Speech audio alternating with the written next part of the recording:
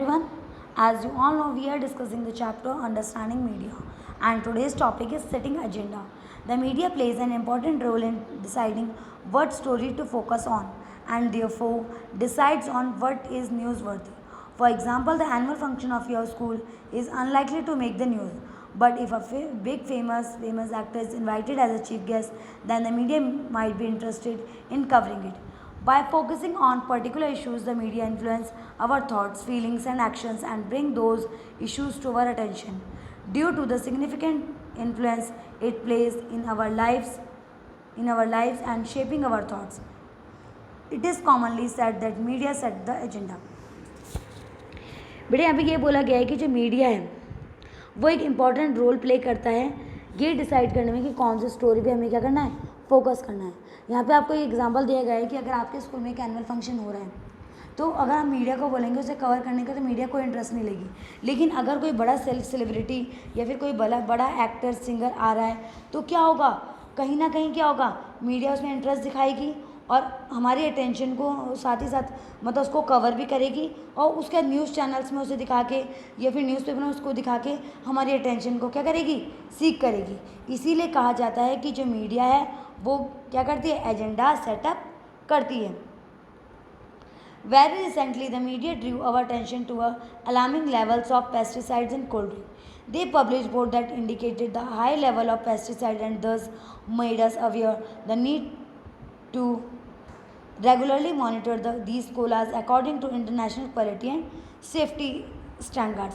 और यहाँ पे जैसे कि आपको दिखाया गया होगा डाउन टू अर्थ, जैसे कोल्ड ड्रिंक दिखा रखी है आपको, तो यहाँ पे ये इमेज इसलिए दिखा रखी है कि अटेंशन क्रिएट की गई है कि जो यूज़ हो रहा है पेस्टिसाइड्स का कोल्ड ड्रिंक्स में बहुत ज़्यादा हो रहा है।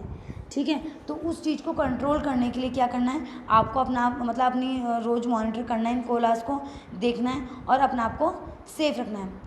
Despite the government resistant by boldly declaring that colas were unsafe, in covering this story, the media positively helped us focus on the issues that affect our lives and one that we might not have been aware of it had it not been media reporting. और जैसे कि आपको यहाँ दिखाया गया है, उन्होंने ये नहीं बोला है कि जो कोला है वो ख़राब है, उन्होंने सिर्फ आपको बताया कि आपको अपनी लाइफ बचानी है तो आप उसको मॉनिटर करें।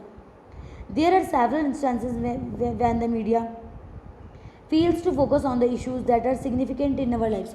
और कई बार ऐसा भी होता है कि जो मीडिया है वो फेल हो जाती है उन इश्यूज़ को कवर करने में जो हमारी लाइफ में इंपॉर्टेंट रोल प्ले करते हैं। For example, drinking water is a major problem in our country. Every year, thousands of people suffer and die because they do not get safe drinking water. यहाँ पे आपको कुछ examples दिए गए हैं जिसके थ्रू आपको बताया गया है कि जो वाटर की जो प्रॉब्लम है वो हमारे इंडिया में है, ड्रिंकिंग वाटर की, और हर साल इससे लाखों लोगों की, थाउजेंड्स लोगों की जान जाती है। However, we seldom find the media discussing the issue. लेकिन आपने कभी भी देखा नहीं होगा कि मीडिया इस इशू को लेकर आती है। A well-known Indian journalist wrote of how the fashion week in which clothes designers show the new creations to rich people formed the front page headlines of all newspapers, while several slums were being demolished in Mumbai the very same week, and this was not even noticed. यहाँ पे आपको बताया गया कि एक well known Indian journalist है, उन्होंने बताया फैशन वीक के बारे में। ठीक है, कि हर साल मतलब उसमें क्या होता है कि फ़ैशन वीक के टाइम पे क्या होता है कि उसमें वो क्या करते हैं, पूरा कवर करते हैं कि किस एक्टर ने किस आउटफिट को चुना और किस आउटफिट को कौन सा उनका डिज़ाइनर था, ये सब चीज़ें कवर की जाती है। लेकिन वहीं पे अगर किसी जो स्लम है मुंबई के, उसमें अगर कोई प्रॉब्लम क्रिएट हो रही है तो उसको कोई नोटिस नहीं करता। As citizens of our democracy, the media has very important role to play in our lives because it is through the media that we hear about the issues related to the working government.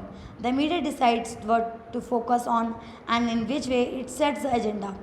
The government can at times prevent the media from publishing a story, and this is called censorship. आपको जैसे कि पता है कि democracy में क्या है, media एक इम्पॉर्टेंट रोल प्ले करती है हमारी लाइफ में भी, क्योंकि वो हमारे एजेंडाज़ को सेट करती है। जब वो न्यूज़ को हमें दिखाती है हम उस पर फोकस करते हैं, हमारी अटेंशन लेते हैं तो हम उस पर फोकस करते हैं और उस पर अपनी राय देती है, और हमें तभी ये पता चलता है कि हमारी जो गवर्नमेंट है वो कैसे वर्क कर रही है। कई बार क्या होता है कि मीडिया जो है वो प्रिवेंट करती है इन स्टोरीज़ को पब्लिश करने से, और ये जो प्रोसेस ये कहलाता है सेंसरशिप।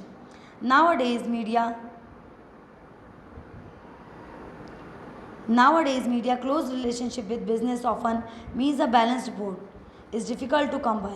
और आपने देखा होगा कि आजकल के टाइम पे क्या है, जो मीडिया है उसकी क्लोज रिलेशनशिप है बिजनेस हाउसेस के साथ, जिसकी वजह से जो बैलेंस रिपोर्ट है वो कभी बनकर नहीं आती है. Given this, it is important for us to be aware that the factual information that the news report provides is often not complete and can be one-sided. We therefore need to analyze the news by asking the following questions. What is the information and I am learning from this report? What information is not being provided? From whose point of view is the article being written? Whose point of view is the left out and why? तो आपको यहाँ पे ये बताया गया है कि हमें क्या करना चाहिए, टाइम टू टाइम क्या करना चाहिए, जो इन्फॉर्मेशन हमें प्रोवाइड हो रही है हमें उसको जज करना चाहिए कि हो सकता है वो इन्फॉर्मेशन क्या हो, वन साइडेड हो, कंप्लीट ना हो. तो इसलिए हमें टाइम टू टाइम क्या करना चाहिए, न्यूज़ को एनालाइज करना चाहिए और उस पर क्वेश्चनिंग करनी चाहिए. ओके. तो बेटा इस चैप्टर में हमने डिस्कस किया कि कैसे जो मीडिया है वो एक इम्पॉर्टेंट रोल प्ले करता है हमारी लाइफ में. प्रिंट मीडिया क्या होता है, ठीक है, और इलेक्ट्रॉनिक मीडिया क्या है, साथ ही साथ मास मीडिया क्या है. हमने मीडिया और मनी का रिलेशनशिप देखा है कि कैसे बिजनेस हाउसेस उन्हें मनी देते हैं, ठीक है, और वो क्या करते हैं, अपना ब्रॉडकास्ट करते हैं और उसी के बेसिस पे करते हैं, एडवर्टाइजमेंट देते हैं. उसके बाद हमने देखा मीडिया डेमोक्रेसी में कि कैसे जो मीडिया है वो डेमोक्रेसी में भी इम्पोर्टेंट रोल प्ले करती है. और हमारी जो जब उन्हें कोई पॉलिसी सही नहीं लगती तो मीडिया तो सिर्फ लोग उस पर कैसे मतलब आगे प्रोटेस्ट वगैरह करते हैं. साथ ही साथ हमने इसमें ये भी पढ़ा कि एक इंडिपेंडेंट मीडिया होना चाहिए. लेकिन हमने ये भी नोटिस किया कि जो इंडिपेंडेंट मीडिया है वो आज के टाइम पे नहीं है, क्योंकि जो मीडिया है और जो बिजनेस हाउसेस हैं वो मीडिया को कंट्रोल करते हैं, ठीक है, ब्रॉडकास्ट करने से, किसी भी स्टोरी को दिखाने से, ठीक है. और कई बार आपने देखा होगा कि मूवीज़ की जैसे अगर इन्हीं के जो गवर्नमेंट के बेसिस पे और जो बिज़नेस जो हाउसेस हैं इनकी बेसिस पे अगर मूवीज़ का या फिर किसी भी सॉन्ग का कोई सीन गलत होता है तो उसे काट दिया जाता है और ये जो प्रोसेस है वो सेंसरशिप कहलाता है. उसके बाद हमने इसमें ये देखा कि कैसे जो मीडिया वो एजेंडा सेटअप करती है, कैसे हमारे माइंड को सेट कर देती है अपनी न्यूज़ को दिखाकर और हम भी उसकी तरफ क्या हो जाते हैं, अट्रैक्ट होते हुए चले जाते हैं. मीडिया कभी भी क्या है वैसी न्यूज़ नहीं दिखाती, वो सिर्फ वही न्यूज़ दिखाती है जिससे वो हमारे अटेंशन को गेन कर सकती है. वो उन न्यूज़ को नहीं दिखाती जिसके थ्रू हमारी अटेंशन गेन नहीं हो सकती है. और आपने देखा होगा कि जो मीडिया है ज़्यादा उन्हीं रिपोर्ट्स में ज़्यादा फोकस करती है जिसके थ्रू उन्हें लगता है कि उनका जो मनी है वो काफ़ी अच्छे से आ सकता है, ठीक है, और साथ ही साथ उनके जो एजेंडाज हैं वो पूरे हो सकते हैं. ओके. तो इसलिए हमें क्या करना चाहिए, टाइम टू टाइम अपनी गवर्नमेंट को देखना चाहिए, साथ ही साथ मीडिया को भी देखना चाहिए कि वो क्या करे, इस चीज़ को देखें, टाइम टू टाइम क्या करे हमारी जो मीडिया है, ठीक है, हमें मीडिया को क्या करना चाहिए, उसको एनालाइज करना चाहिए कि वो जो इन्फॉर्मेशन प्रोवाइड कर रहे हैं वो सही है या नहीं है. Okay. And that's all for today. Thank you everyone.